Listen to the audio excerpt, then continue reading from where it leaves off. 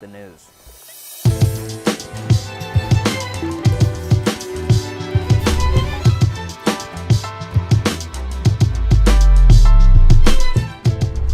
Somber week in America. The 41st President of the United States has passed away, George H.W. Bush. He's a war hero, served in World War II, shot down over the Pacific at the age of 20, and was in public service for most of his life, culminating in his presidency in the late 80s and early 90s.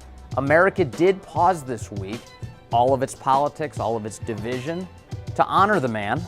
But the media, meanwhile, was preaching to us about what an amazing moment it was that politics seemed to have stopped in America, that everyone seemed to be getting along, that for a moment our divisions weren't pronounced. Take a look.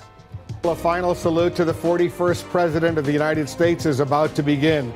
This is CNN's special coverage of the state funeral of George Herbert Walker Bush. I'm Wolf Blitzer along with Jake Tapper as we await an extraordinary moment of mourning and unity in a divided Washington. Wow, what a touching message. But interestingly, it took mere seconds for the press to revert back to form. And guess what? Divide us.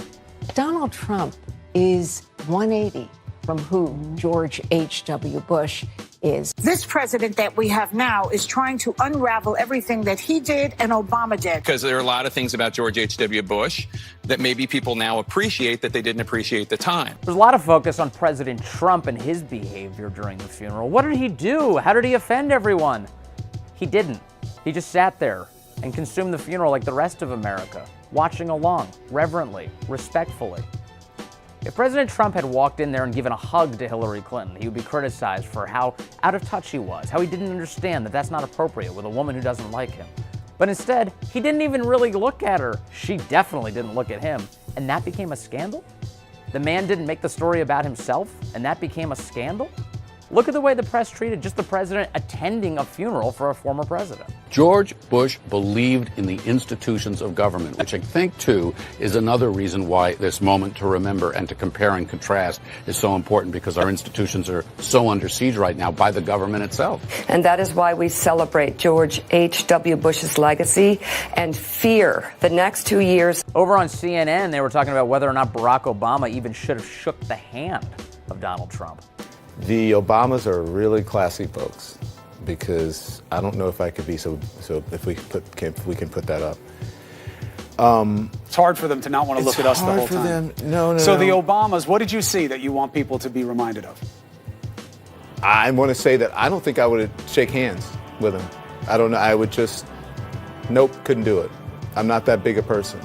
What kind of inane coverage is this? Isn't the point to actually bring the country together? You know, for a moment, to stop dividing the country, to stop exploiting it for your cruel purposes, to add ratings, to advance the purposes of the Democratic Party, whatever your goals might be.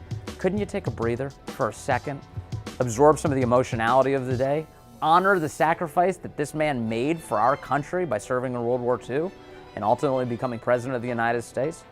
No, it's far more fun to attack the current President of the United States, who you have utter contempt for not mouthing along during the Apostles' Creed.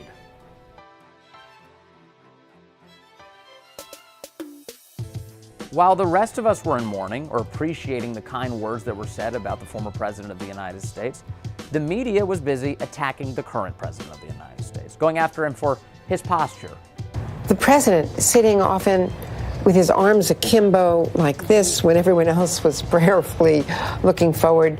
They were not exchanged. I mean, there was one handshake with the Obama sitting closest to him, but no other interchanges that we could see. Great life of a great president, a great American. Instead, the media is focusing on, yet again, dividing us. It's a good example of where the press constantly has somebody else's interests at heart and not those of the American people. It just gives you a sense of the big character of the man and the contrast with the small character we see today. Note the duplicity here. On the one hand, you have the press saying how great it is that Americans are finally coming together. But on the other hand, they're the force that's seeking to divide us. Use opportunities like this to come together and ignore the media. They don't have your interests at heart. I'm Vince Coglianese, and I just unf***ed the news. While a lot of the press don't have your interest at heart, the Daily Caller definitely does.